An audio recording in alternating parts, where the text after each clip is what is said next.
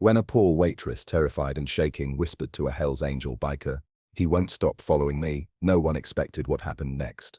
What this man did left everyone in the diner speechless. Sarah's hands trembled as she poured coffee into the ceramic mug. The man at table 7 was staring at her again. His eyes followed her every movement, cold and calculating. She'd noticed him 2 weeks ago when he first came in. Then he showed up the next day, and the day after that, always sitting at the same table, always watching. Tonight felt different though, more dangerous, more intense. She glanced toward the corner booth where 3 Hell's Angels sat, their leather vests worn and intimidating. The biggest one, a man named Marcus with a graying beard and arms covered in tattoos, caught her eye. She quickly looked away. Before we continue, let us know in the comments where you're watching from, and don't forget to like, share and subscribe to the channel. The stalker stood up. Sarah's heart hammered against her ribs. He was walking toward the counter. Toward her, she grabbed a coffee pot, trying to look busy, but her hands shook so badly the liquid sloshed against the glass. "Evening, Sarah," he said, reading her name tag with a smile that made her skin crawl. "What can I get you?" she managed to whisper. "You know what I want." His voice was low, barely audible. "I've been very patient." Sarah backed up against the counter. The diner felt too quiet, suddenly. Even the usual clatter of dishes seemed muted. She needed help. She needed someone to notice. Her eyes darted to Marcus again. Sarah had been working at Mel's diner for 3 years. It wasn't glamorous, but it paid her rent and helped with her mother's medical bills. She knew every regular customer by name, knew their orders before they sat down, but this man was different. He'd started coming in exactly 14 days ago. She remembered because it was the same night she'd had to walk to her car alone after closing. The parking lot light had been broken, and she'd felt sears on her in the darkness. When she'd finally gotten her car started and pulled onto the street, she'd seen a silver sedan following her. It stayed 3 car lengths back, matching her every turn. She'd driven past her apartment building twice before the car finally turned away. The next morning he was sitting at table 7 when she arrived for her shift. At first she'd tried to convince herself it was coincidence. Lots of people came to the diner regularly, but he never ordered much, just coffee. Black. He'd nursed the same cup for hours, refilling it himself from the pot she left on his table, his eyes tracking her as she moved between tables. Other waitresses noticed too. Linda, who'd been working there for 15 years, had pulled her aside 3 days ago. "That guy at 7 gives me the creeps," she'd said. "You want me to take that section?" Sarah had almost said yes. But what would that solve? He wasn't doing anything technically wrong. He paid his bill. He wasn't rude. He just watched. And somehow that made it worse. Now, standing behind the counter with him inches away, Sarah realized her mistake. She should have said something sooner. Should have called the police. Should have told her manager, but she'd been afraid of overreacting, of causing trouble, of not being believed. "I don't know what you mean," Sarah said, her voice barely steady. The man leaned closer. She could smell coffee on his breath. "Yes, you do. I've been waiting. Watching, learning your schedule. You close on Thursdays, don't you?" You walked to that little Honda in the back corner of the lot. Terror flooded through her. This was real. This was happening. Her mind raced through options. The kitchen was behind her, but the door was closed. The front door was 20 feet away. Her phone was in her apron pocket, but her hands were shaking too badly to grab it. The man smiled. "Don't worry. We're going to be very good friends, Sarah. Very close friends." Marcus had been riding with the Hells Angels for 23 years. He'd seen a lot in that time. Violence, loyalty, betrayal, brotherhood. He'd learned to read people, to sense day before it showed its teeth. And right now, every instinct he had was screaming that something was very wrong. He'd noticed the waitress's discomfort earlier in the evening. The way she avoided that table. The way her smile never quite reached her eyes when she served the man in the corner. Marcus knew fear when he saw it. He'd lived with it, caused it, overcome it. His brothers, Jake and Tommy, were still talking about their bikes, arguing about engine modifications. Marcus wasn't listening anymore. He was watching. The man at table 7 stood. The waitress backed away. Marcus's hand tightened around his coffee mug. "You seeing this?" he muttered to Jake. Jake glanced up, his conversation dying mid-sentence. "Yeah, I see it." The 3 bikers sat perfectly still, their attention now completely focused on the scene unfolding at the counter. They didn't move, didn't speak. Just watched, waiting. The man leaned over the counter, saying something Marcus couldn't hear. But he didn't need to hear the words. The waitress's body language told him everything.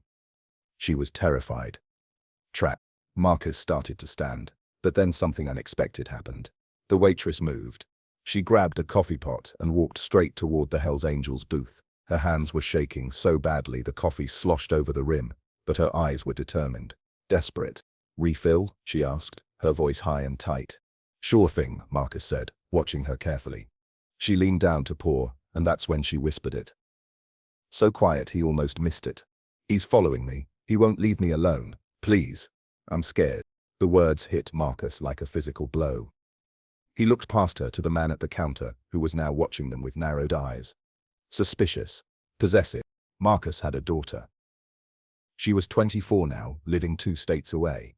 He hadn't been a good father, hadn't been there for dance recitals or graduation. The club had always come first, but he'd promised himself that if he ever got a chance to make up for that, to protect someone who needed protecting, he wouldn't hesitate. "You working until close?" he asked casually. "Yes," Sarah whispered. 11 o'clock. "What's your car?" "Silver Honda. Back left corner of the lot."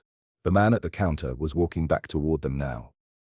Sarah's hands shook harder. Coffee spilled onto the table. "It's okay," Marcus said quietly. "We got you. Just keep working like normal. Don't look at him. Don't give him any reason to think you said anything." Sarah forced herself to breathe normally as she walked away from the biker's table. The man was standing by table 7 again, watching. Always watching. She could feel his eyes burning into her back. She busied herself wiping down the counter, taking orders, refilling water glasses, anything to keep moving, to stay in public view. The diner had about 15 other customers scattered throughout the booths and tables. None of them had any idea what was happening. Marcus and his friends hadn't left.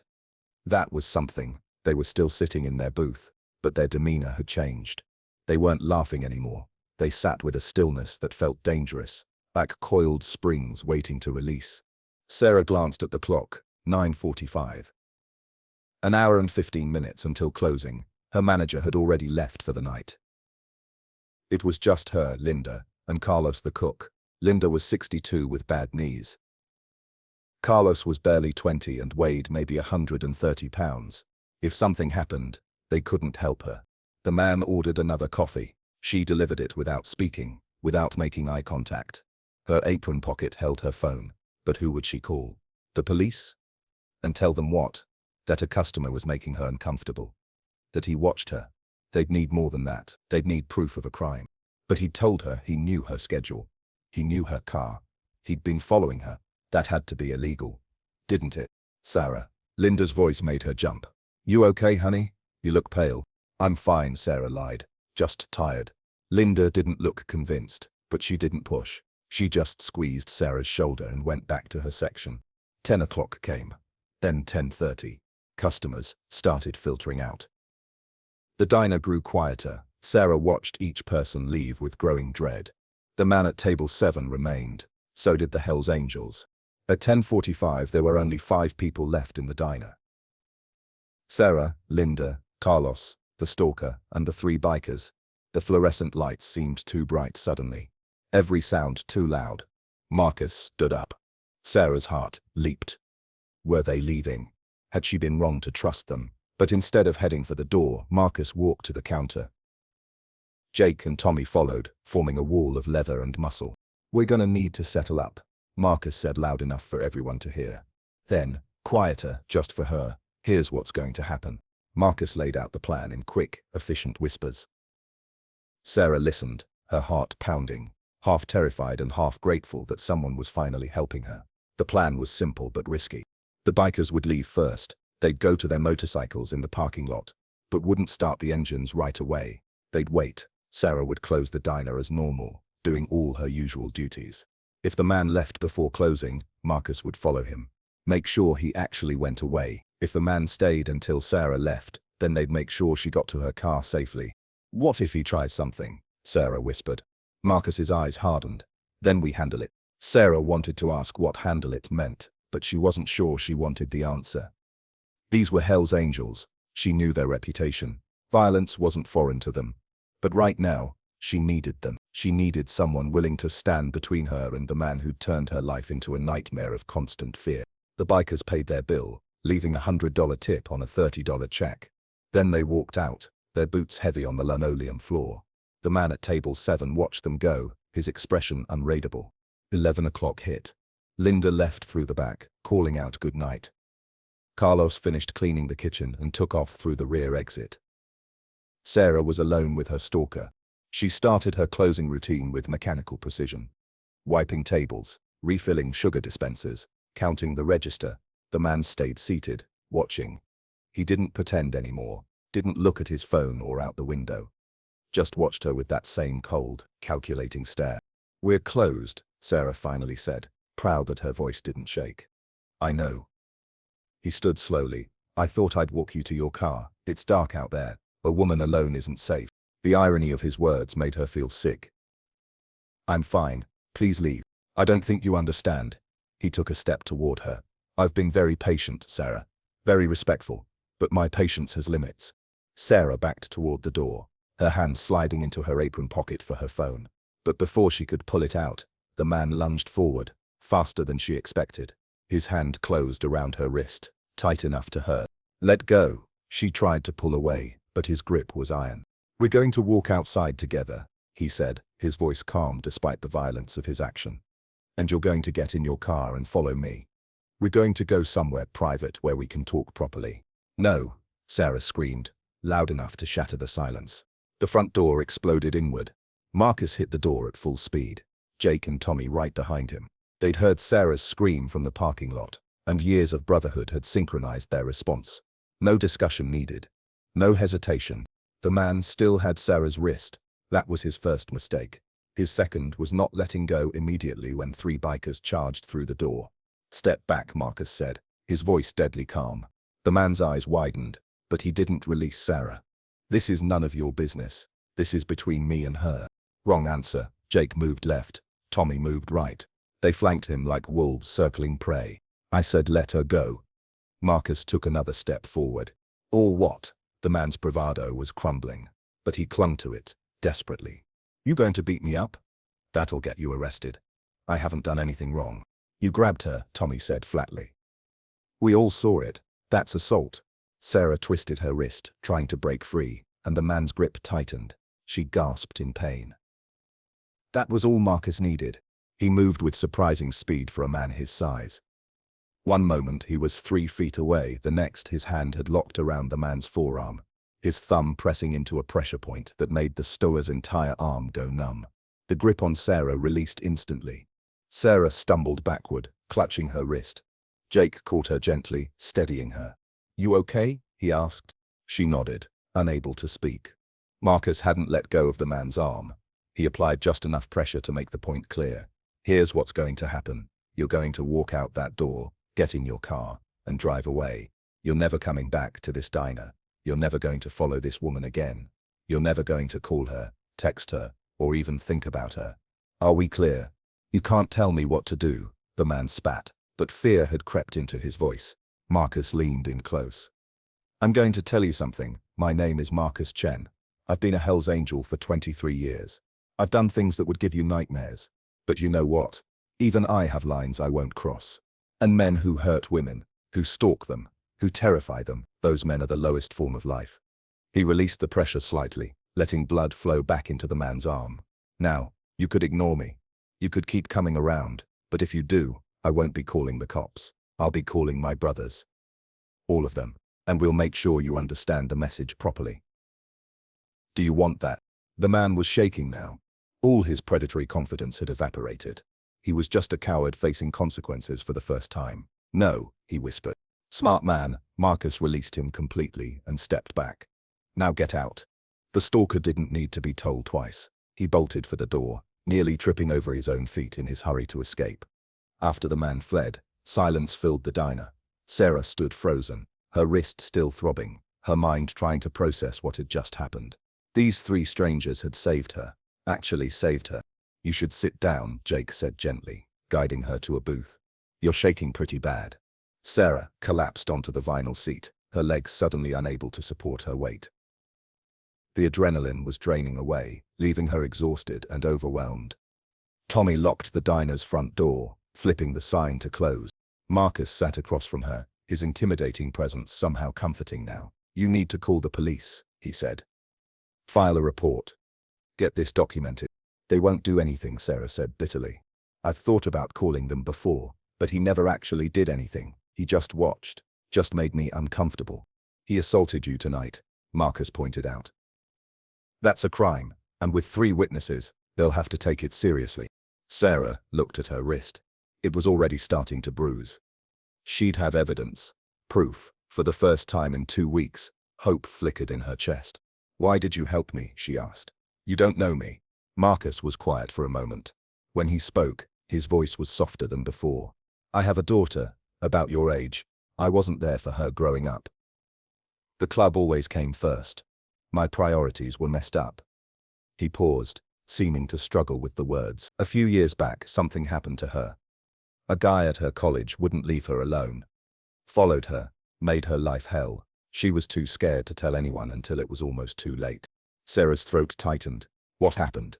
"She finally told a professor. He got campus security involved. They handled it, but she never told me. Found out months later from her mother. My daughter didn't think I'd care enough to help." Marcus's jaw clenched.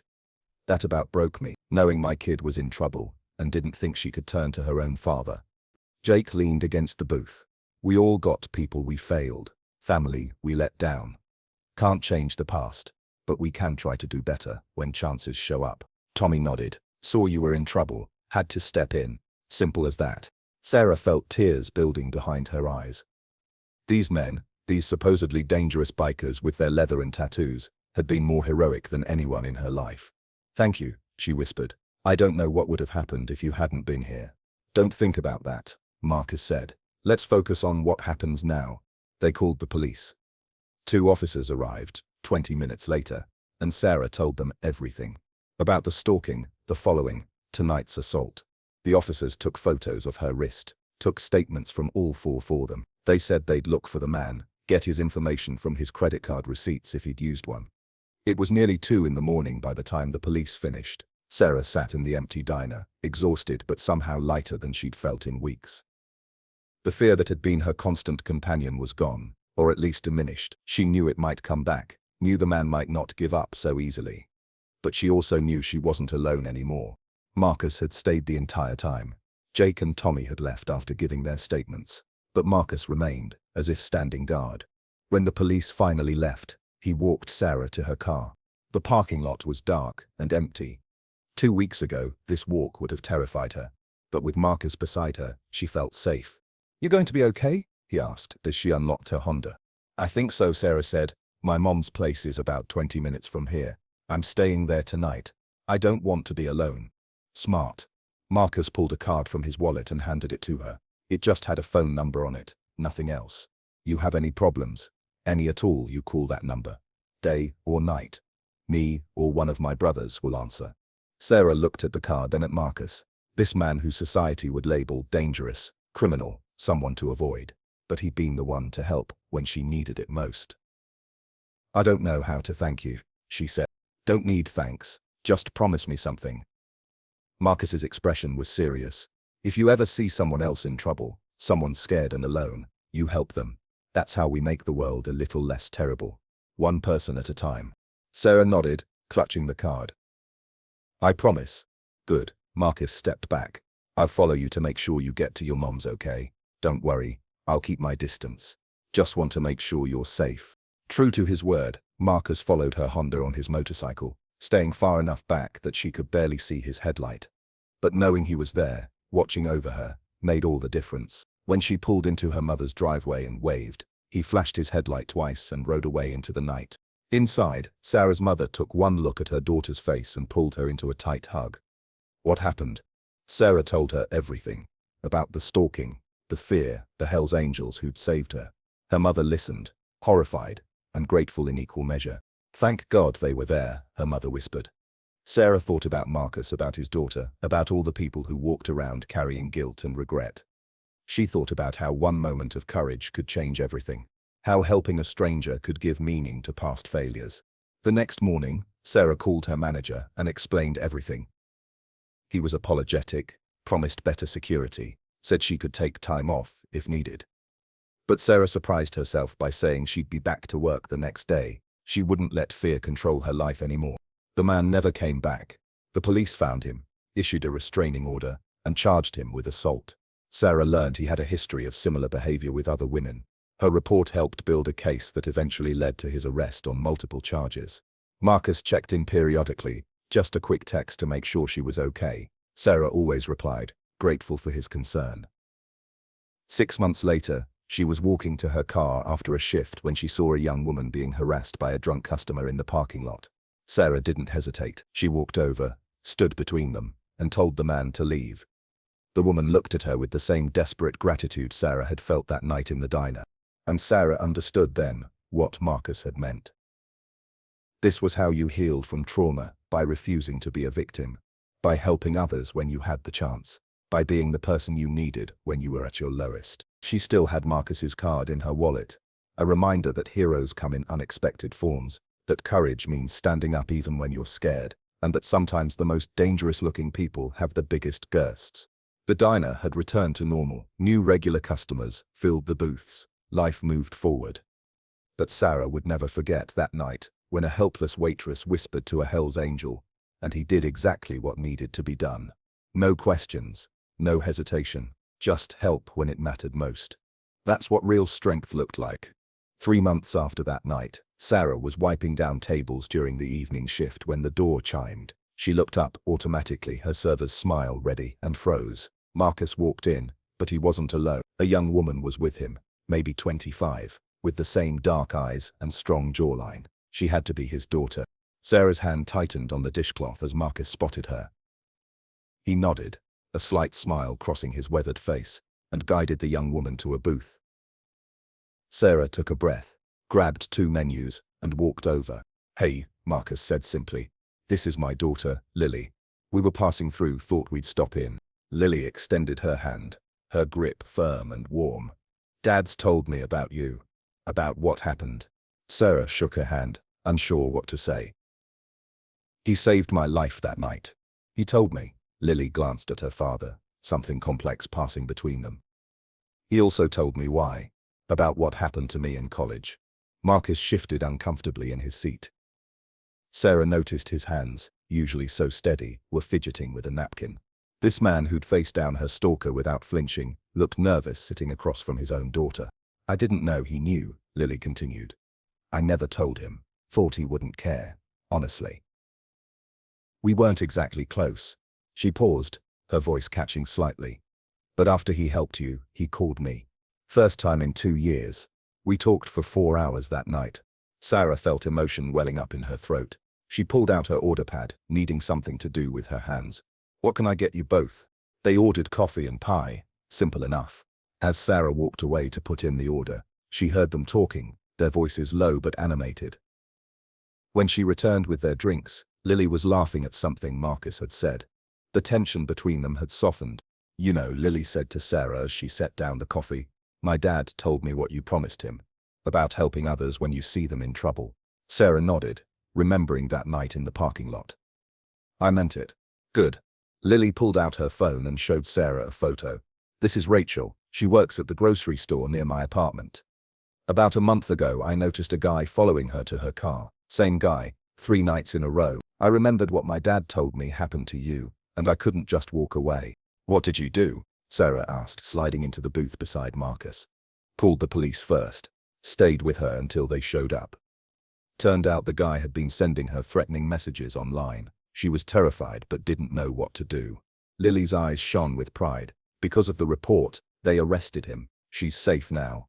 Marcus was looking at his daughter with an expression Sarah had never seen on his face before. Pure, unfiltered pride mixed with regret and love. "You did good, kid. Learned from the best," Lily said softly, "even if it took me a while to realize it." Carlos called from the kitchen that an order was up. Sarah excused herself, but as she walked away she heard Marcus say, "I'm sorry I wasn't there for you back then. Sorry for a lot of things." And Lily's response, "You're here now, Dad. That's what matters." Sarah delivered food to other tables, refilled drinks, but her mind kept returning to the conversation she'd witnessed. One act of courage had rippled outward in ways she'd never imagined. Marcus had helped her, which had prompted him to reconnect with Lily, which had given Lily the courage to help Rachel. How many more people would be affected? How far would those ripples spread? When she returned to their table with the check, Marcus handed her a photograph. It showed about 20 men and women, all wearing leather vests with the Hells Angels insignia. "That's my chapter," Marcus explained. "After what happened here, I told them your story at our next meeting, got them thinking about their own families, their own communities." He pointed to a man in the front row. "That's Big Jim. He started volunteering at a women's shelter downtown. Does security work for free, make sure the women there feel safe." His anger moved to another face.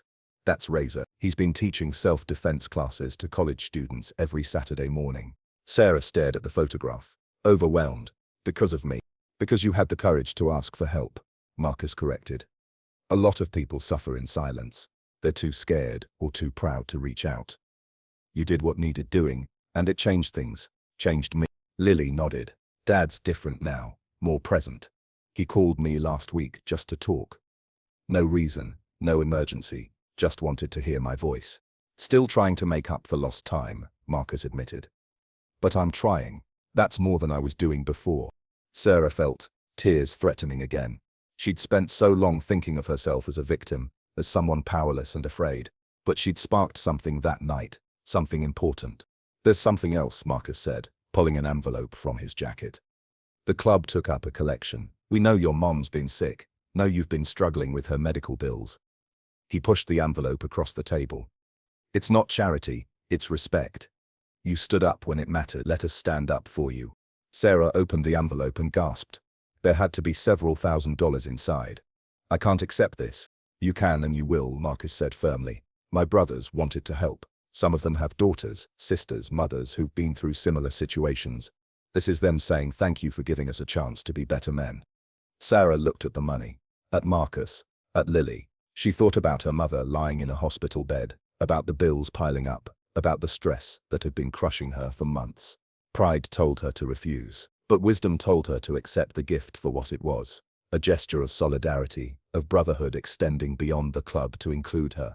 "Thank you," she whispered. "Thank you so much." They stayed for another hour, talking about everything and nothing. Lily told stories about college, about her new job as a social worker.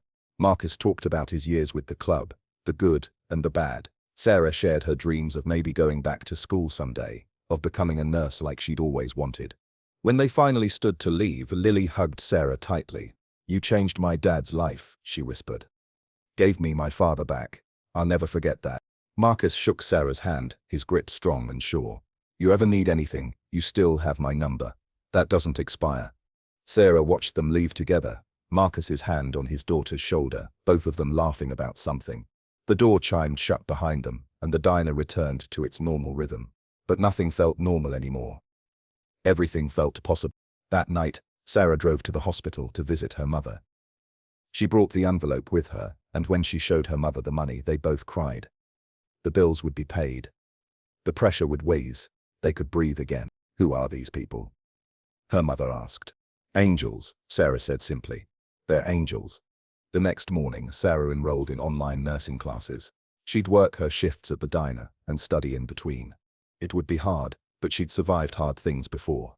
The fear that had paralyzed her for so long had transformed into determination. She would build a better life. She would help people, just like Marcus had helped her.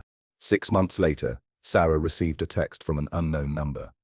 It was a photo of Marcus and Lily standing in front of a building with a sign that read Lily's Haven, a safe space for roaming in crisis. Below the photo, a message: "My daughter opened a shelter, using what she learned from her own experiences to help others. Thought you'd want to know." Sarah stared at her phone, tears streaming down her face.